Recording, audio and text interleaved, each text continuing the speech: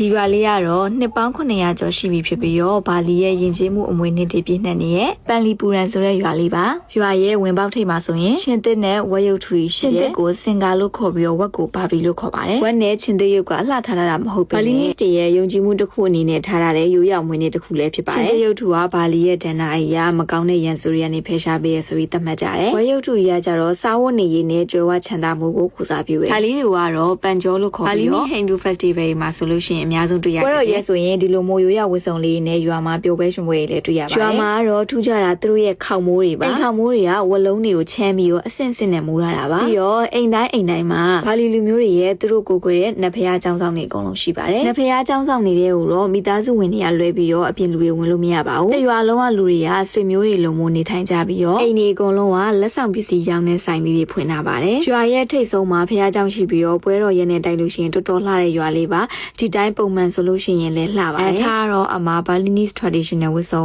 ငှားပြီးတော့ပုံလှလှလေးရိုက်ခဲ့ပါသေးတယ်ဘာလီရဲ့နှစ်ပေါင်း900ကျော်ရှိပြီဖြစ်တဲ့ဒီပန်လီပူရန်ရွာလေးကိုဒါကဘာလီမှာရှိရဲ့မြန်မာတိုးလေးဖြစ်တဲ့ Tea for Travel ဆိုတဲ့တိုးနဲ့သွားခဲ့တာပါဘာလီရဲ့နောက်ထပ်လှပတဲ့နေရာရဲ့ vlog တွေလည်းထပ်တင်ပေးပါအောင်မယ်ဒါဆိုနောက်ဗီဒီယိုမှာတွေ့မယ်တတာ